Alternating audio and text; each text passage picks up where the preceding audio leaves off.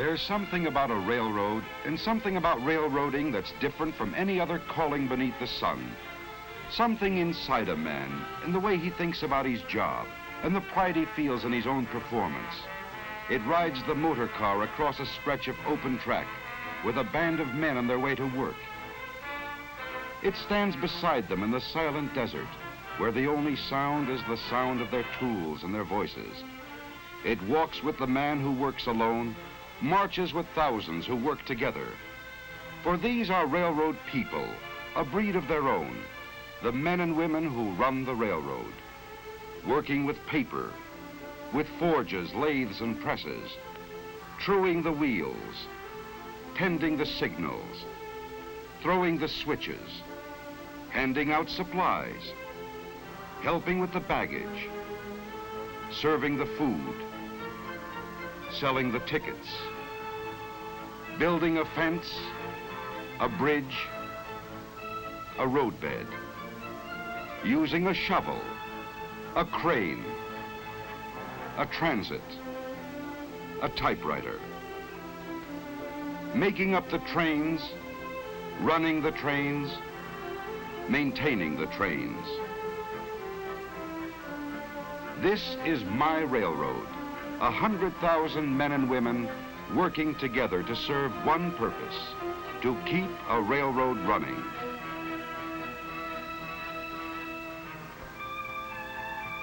In the beginning, there was nothing. No rail, no roadbed, no rolling stock. Nothing but untouched wilderness. But in the wilderness was also a promise, the promise of a Western empire which could make one nation as wide as a continent if it could be bound together with bands of steel. Where few men had dared to walk, a path was cleared. Out of the rock, out of the earth, and through the virgin forest. Ties were hewed, rail was laid, bolted, and spiked down.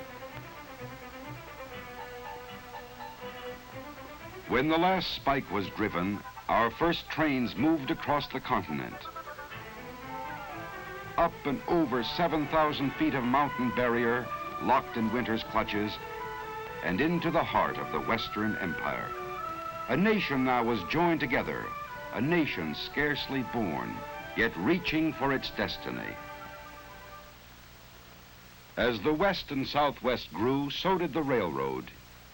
Until today, those rails which once bravely spanned the mountain have become an interlocking network, binding together the far west, the southwest, and the south, linking them in turn with the mid-continent, and through many connecting lines, hauling traffic across the nation.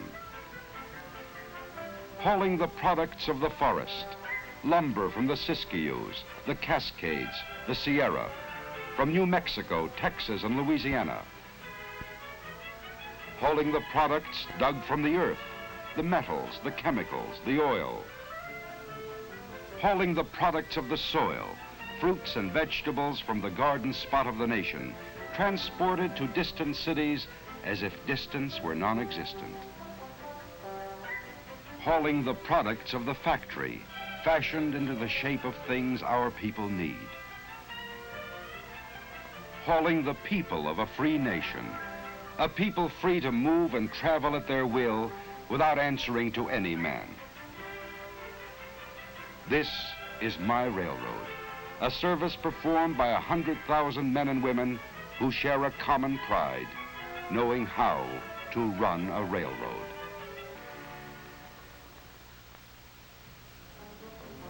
Well, railroading's quite a job, and it seems to be getting bigger all the time. All along our lines, we keep getting more people. Don't ask me where they come from, but they keep right on coming. And behind those people, we keep getting more business and industry. Each day in the last 25 years, a new industry large enough to need a rail connection has sprung up along our lines. Since the end of World War II, that rate has doubled, 2 new industries a day, turning out goods that have to be delivered to somebody, somewhere, all over the country. So it's no wonder we can't ever say a railroad's really built. We're always adding to it and always rebuilding it. For instance, as traffic increases, we keep laying bigger and heavier rail to carry the heavier loads.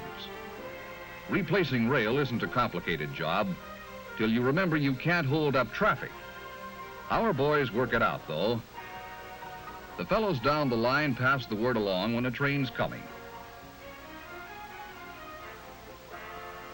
We make a temporary joint, move our equipment out of the way, and the train goes right on through. It's work, and the train has to slow down a little, but traffic keeps on moving. The speed at which we can run our trains depends only partly on the power of the locomotive. It depends even more on the weight of the rail and the curves and gradients of the track. We always try for a straight and level line. But the contours aren't always made to order. We have to fit our railroad to the contours.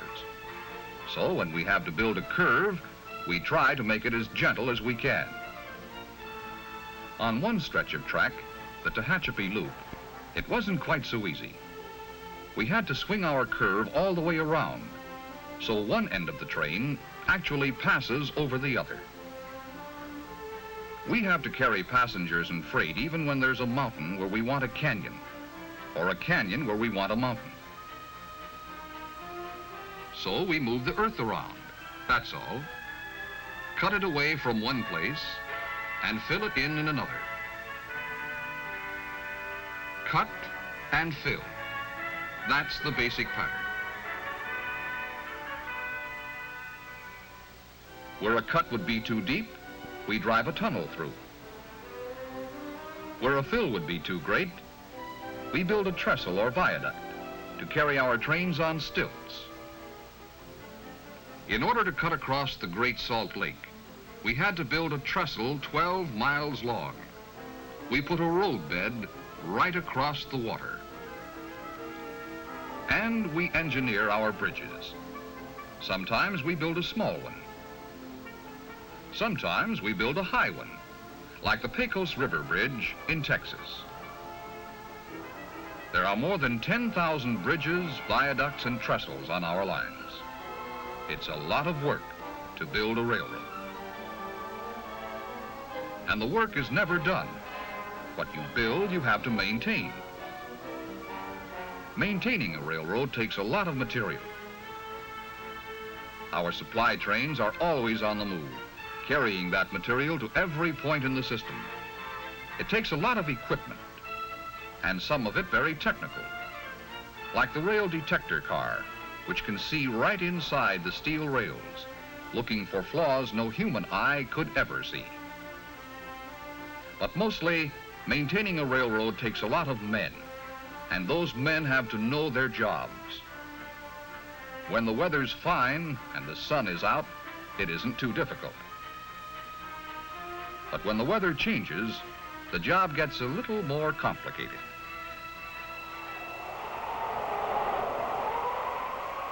When the wind whips up a desert sandstorm, we've got a real fight on our hands. That tearing sandblast can wear the hard steel rail faster than the trains that run on it. It can bury the rails, block the switches, and even stop the trains. So, our men must fight it. This is no easy way to make a living, but railroad men can take it, working as steadily as the wind itself, for as long as the wind keeps blowing.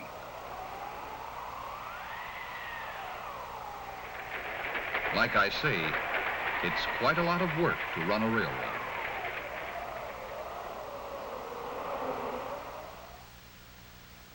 Who are these people who run the railroad, who keep the railroad running?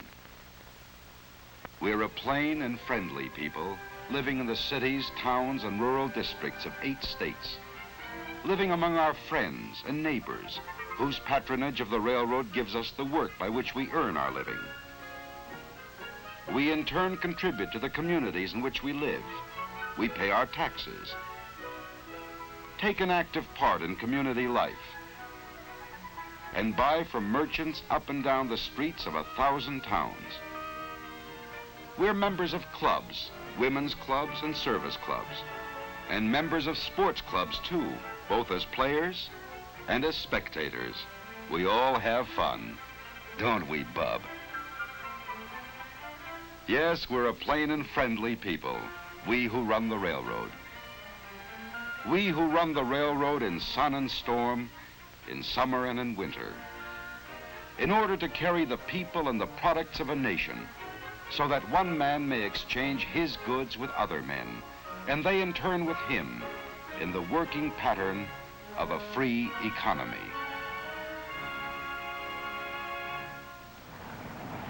We haul a lot of stuff, all right, but getting it to the right place at the right time isn't just a matter of hooking a lot of cars together and running them over the line. Every train has to be made up according to a carefully worked out plan. So naturally, we think our end of the job in the railroad yards is an important part of railroading, because that's where the trains are put together. All along the line, cars come into these yards to be routed and rerouted to their destinations. In the yards, we sort them and shuffle the individual cars into new trains. Some will go north, others south or east or west. In the most modern yards, it works like this. The engineer of the switch engine pushes the cars up the slope of a man-made little hill we call the hump. When the yardman pulls the coupling pin, the car rolls by itself down an easy grade. To see that it doesn't roll too fast, the operator in the first tower sets a control. And down on the track, the wheels of the car get an electronic squeeze to slow it down.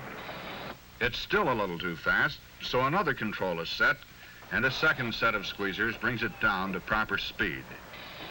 Now, the operator in the next tower takes over and sends it to the right track to join up with other cars slated for the same destination.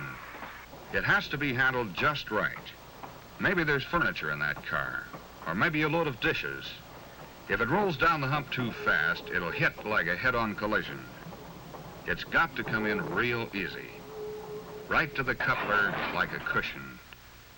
That's what you might call a push-button railroad, but it still takes a good man to run it, and a good team on the ground to back him up.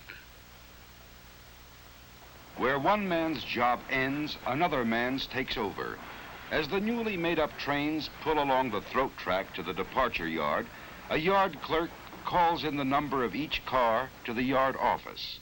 SP 58228, PFE 178693.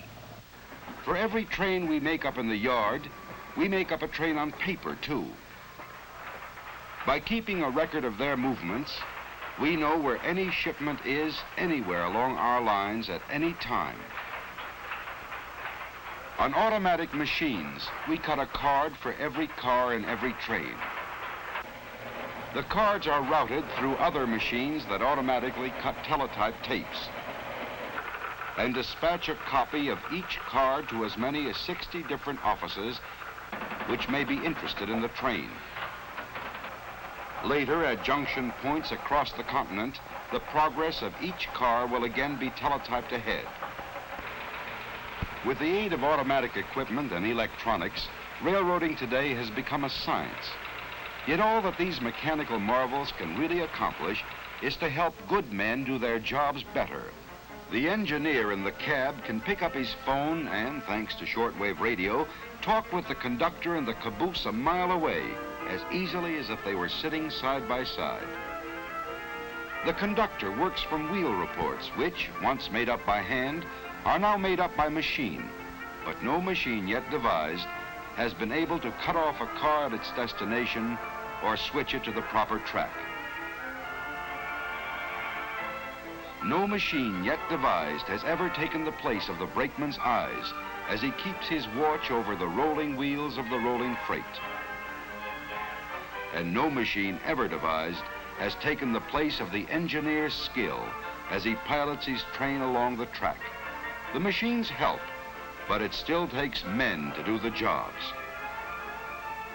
The engineer, highballing along at top allowable speed, knows there are trains ahead of him, behind him, and coming in the opposite direction, yet he is completely confident. His confidence is in the men who keep him posted, the dispatchers. On 100 miles of single track, there may be as many as 20 trains traveling in 2 directions and at different speeds. As trains pass a station, the operator passes the word to the dispatcher. He checks one report against the other and transmits his orders on ahead to be picked up along the line.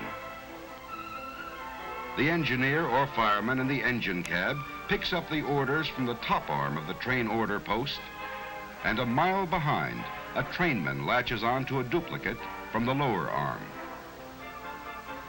The orders may read for the train to go right on through or to pull into a siding so another train can pass.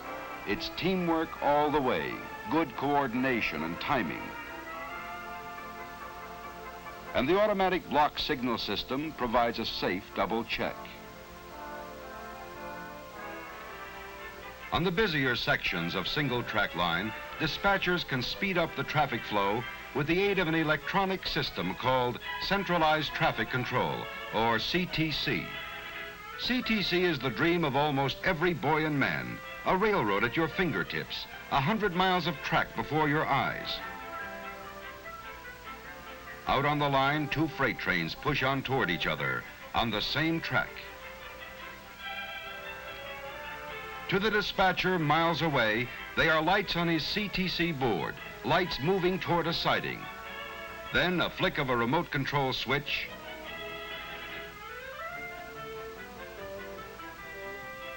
one freight takes the siding, the other train keeps right on rolling. With the positive control of CTC, the dispatcher's judgment cuts down delays at sidings, and often he can time his meets so perfectly that neither train must stop.